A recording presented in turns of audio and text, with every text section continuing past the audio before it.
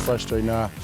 You lose your third road game straight for the most part. I mean, and then, as you said, it's the offense hadn't gotten going on the road, and defense, especially with them giving us all the chance they did, making the big plays down there in the red zone, holding them to field goals, and keeping us in the game, and we weren't doing our part. It's very frustrating. It's tough, definitely, with being a close game as it was, and with the defense playing as well as they did, I think they had 2 or 3 big goal line stances, that one before the half where they didn't get any points, and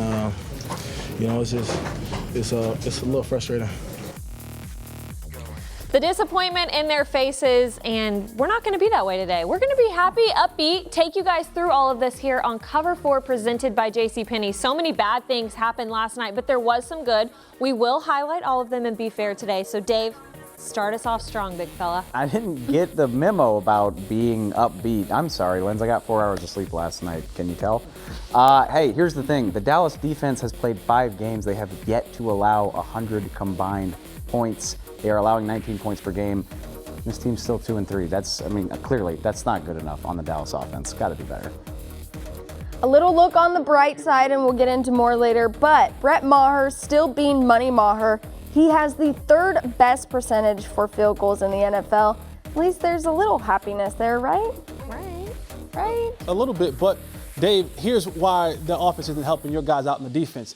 Right now, the Cowboys receivers as a whole, they're only averaging 3.3 yards per catch after the catch. That's last in the National Football League. So one, the ball isn't getting there quite often to them, and then when it is getting there, they're not doing much with it. So true. Bad. And we're starting our show off today with what he said, what he meant. Here's a little refresher. Before we get into these sound bites that we're going to discuss, let's take a look at why and what everyone is talking about right now. 3rd and 1 didn't go well. Okay. Not well at all. Stuffed. And what does it bring up, Linz? It brings up 4th and 1 in overtime on the opponent's 42-yard line.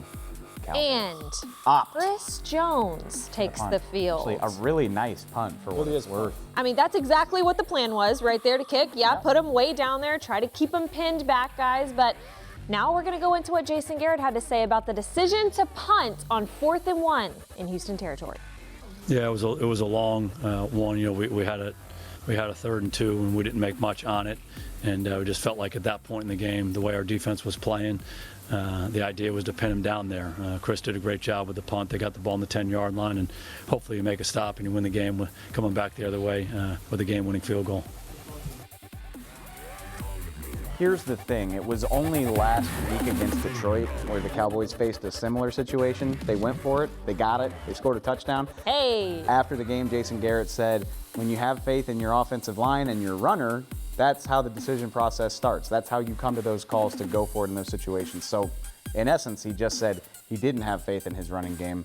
Seems like a pretty big problem to me, since that is supposed to be what the Cowboys do best. Not a great time to lose faith in what you do best. That's what head coach Jason Garrett had to say. Here is what owner and general manager Jerry Jones had to say.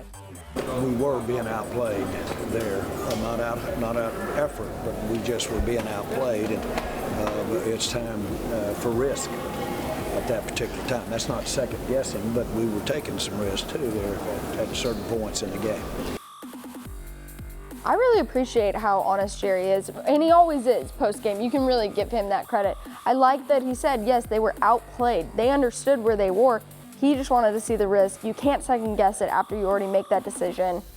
Guys, you have the league's leading rusher. Yeah, and that's who we're going to hear from next. All the investments made for what you would think would be this situation. 4th and 1. Here's Ezekiel Elliott.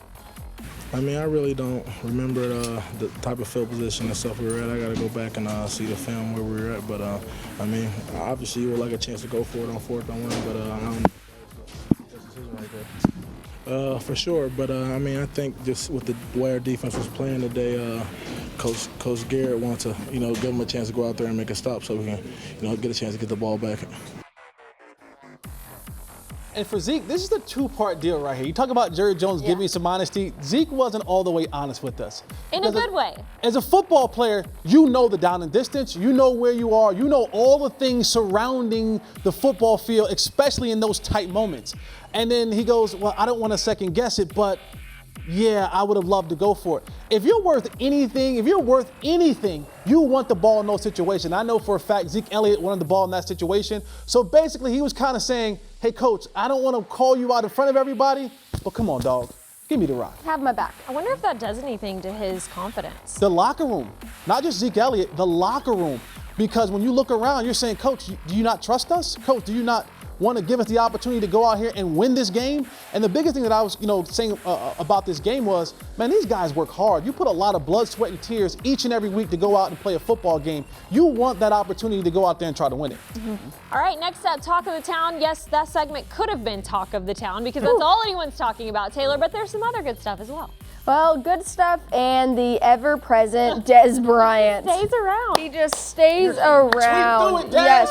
Tweet through it, baby. I don't know what Jerry meant by that #1 wide receiver, but I'm damn for sure would have kept them chains moving. Des says he could do it. He says, hey, I could be that #1, Jerry. Do I sound bitter if I'm not sure I buy it? No, not Tweet at all. through it, Des. I saw this offense with Des Bryant last year. It wasn't great. All right, well, Lindsay and I were looking at the crowd pregame. We were excited to see that they kept talking about this being the Houston Super Bowl. Pat Doney tweeted last night, said tonight's game is the largest crowd in Texans history. Dave, you were there, though. I believe A ton of Cowboys fans. It was a 50-50 split. Okay. I'm not even kidding. It Yeah. was one of the coolest environments I've ever been in. And you heard it coming through the TV Yeah. as well, even when the Cowboys start saying, come on. Tyrone Crawford, Maine. One thing I do have to say is Cowboys Nation was here tonight for real. Thank y'all for being louder than the Texan fans. Sorry for the loss. We will bounce back. # much love. # Cowboys Nation. It's just awesome. It was Great lit. game. It was Yeah, lit in there. including his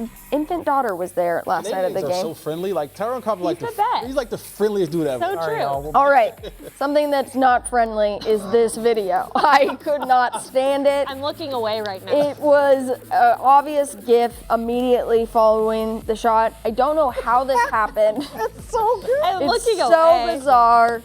It sums up that game and Yes. the team Just so perfectly. Life. Yes. We're going to take a break on that note. Mood. When we come back, we're talking about the reason Dak Prescott made that face. Probably wide receivers. You are up next on Cover 4. Yeesh. Oh, boy.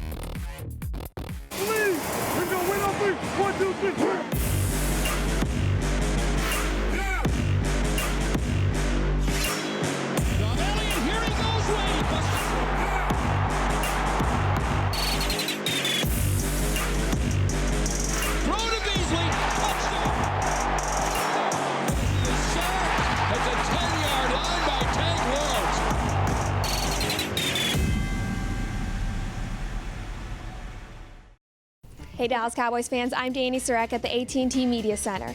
In Sunday night's game against the Houston Texans, quarterback Dak Prescott found wide receiver Allen Hurts in the end zone for a touchdown. Prescott became the second fastest Cowboys quarterback to reach 50 passing touchdowns in his 37th career game.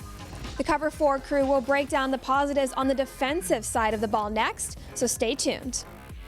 How will history define us? The perfect size? Perfect hair? Every box checked? No, we set the tone. We are works of art. Who we are is not defined by what they say, but by what we create. The legacy we build. Fire in our souls. We are strong. We are unstoppable. We are Cowboys fans. You have a decent Garrett impression or a decent? I'm not gonna do that. Not gonna do that. First off, Coach Marinelli is not kid friendly at all. If I'm gonna impersonate him, and Coach Garrett, I mean everybody did that though. So, and plus I want to get on the good side of all the coaches. I'm Jordan Lewis. You're watching Cover 4. Shouts out to Jordan Lewis. Glad he had a bounce back last night. Smart man. J. Lou. We're looking for bright sides, right? Bright side for Jordan was all Lewis. right. Way to go, big fella. Fumble recovery. And on the mention of bright spots, we're taking you to the bright side because, yes, there were a lot last night. Whether you want to talk about it or not, Taylor, you get the home run hitter first up. Ooh, Jalen Smith. He definitely had a solid purge moment at the end of the first half when he got that amazing stop of Deshaun Watson. Guys, I thought that was going to be the momentum change for the second half because I felt so bad for him at the end of the game. You know, Jesse brought up these players are playing hard. They're playing their heart out. I felt like no one did that better than that man 54. How encouraging for the future. So I mean, encouraging. The way so he just seems he gets better every game. And another guy on the defense, Jesse, had a great game as well on the defensive line where they were short at people. Yeah, definitely. Tyrone Crawford, he is I guess you can say he's the big brother of this Hot Boys group. He's been able to come in there and keep this thing sustained. He's playing well, getting all the guys around him to play well. There's something that you'll see about all of these things that on the bright side for us. All of them are on the defensive side of the ball. And Tyrone Crawford, man, he is probably outside of Sean Lee, the very next leader on this defense. And he's just being able to go inside. He's really an outside guy, but he's inside, creating havoc, working hard, and really getting his team defensively in the proper places to be. It just sucks they didn't have the help on the other side of the ball. And to make it 3 for 3 on the defense, I am going with Leighton Vander Esch for the bright side. And Jesse just mentioned it. That's where all the good things are happening. For a rookie, he moves extremely well. He's quick. He's side to side. Wherever you see Jalen Smith, Leighton Vander Esch is there too. They're kind of a 1-2 punch. So for Cowboys fans, you've got to look at this. And going into this game, someone asked me if there were any big injuries, and they asked about Sean Lee, and I said, oh yeah, Sean Lee is out. That is a big one. But these guys are playing so well. Cowboys fans are really not moaning and groaning as much about Sean Lee as they have in the past, which is a good thing. Ebony and Ivory. Yeah. Jalen and Leighton. Ebony and Ivory. Jalen and I forgot Leighton. about Ebony that. and Ivory. And Dave, you're going to make it 4 for 4 on defense. It's cover 4. It's cover So we go 4. 4 for 4. How about the GOAT, Jeff Heath, right? About him. Bounce Give him back. love. I was so impressed and surprised, no offense, Jeff, by that hit he put on DeAndre Hopkins on the goal line. Yeah. To get an NFL player to just stop like that in his tracks, it was impressive. It obviously contributed to a field goal instead of a touchdown. He was the Jeff Heath we got used to. I think he's been slowed by injuries in recent weeks. Looked kind of sloppy against Detroit. We remember the play against Golden Tate, but he looked great last night. I found out something last week. He was on Cowboys Hour, and I asked him about the GOAT nickname. He said his nickname is actually the Heater. The Heater. No, he's the. So if you guys could start calling him Heater? the Heater, you would appreciate that. Aren't those Always cigarettes? Heaters? I don't know. Anyways, sound off from the heater to sound off. We are switching over to the offense, where this is not our bright side segment. This is where we're talking about, can the Cowboys make it through the rest of the season, stacking together wins with this receivers group? Yeah, I know these guys are going to go in for a second, but you guys just brought up DeAndre Hopkins. You saw what Deshaun Watson could do in overtime when he had a solid number 1 receiver. The Cowboys just don't. They don't have that, and you can't trust these guys yet. They get little catches if they do.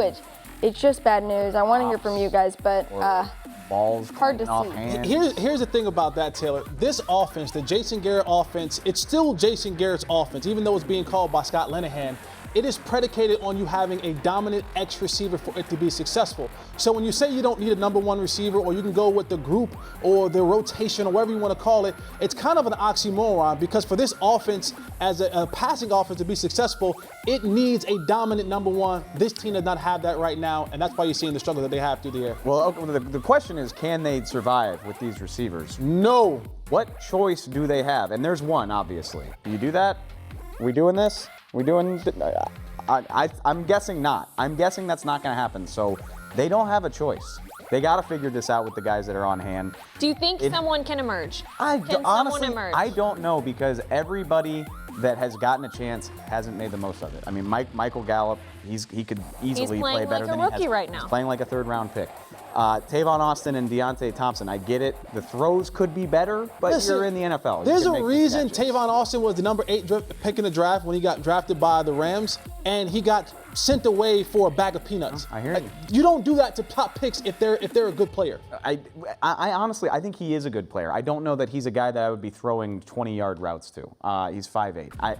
Putting a lot on that play. Yeah, I don't have a great answer. Bryce Butler's only played 2 snaps since he got here. I mean, at this point, try anything you can, but save it for the rest of the week. They don't have a choice. They do not have a choice but to try to make it work with what they got right now. All right, we don't have a choice but to go to OT. We're out of time. Jess, what you got? Well, when we watched the game, and a lot of people talking about the 4th down play. But the question I have about was the 3rd down play. On 3rd and whatever it was, you hand Zeke Elliott the ball, but why was Cole Beasley in the backfield? You bring Cole Beasley in the backfield, and all you did was invite another defender into the box. So you made it even harder for the best running back in the league to gain the yards that he needs. Sometimes you don't need a wrinkle, just do what you do best and give Zeke the ball and get the heck out the way. You just need an iron, right? Punny me. Jordan Lewis, we just saw him watching Cover 4, but he also sent out a pretty fired tweet today saying that he's going to go to people's plant or desk jobs, he said, and talk rudely to them. Talk some mess to them. I'd like to see that because I think it would be pretty funny at a plant job. That would be pretty good at like a. This is Toyota's like right around the corner, right? Yeah. Tay, I'm glad you were funny. I always try to be funny, send the show off on a good vibe. I'm sorry, I don't have it today, so I'm just gonna punt. And I'll try again tomorrow. Sorry. Love you guys. Thanks for hanging out today. We'll be back again tomorrow, 5:30. Don't miss it. Hey, come on.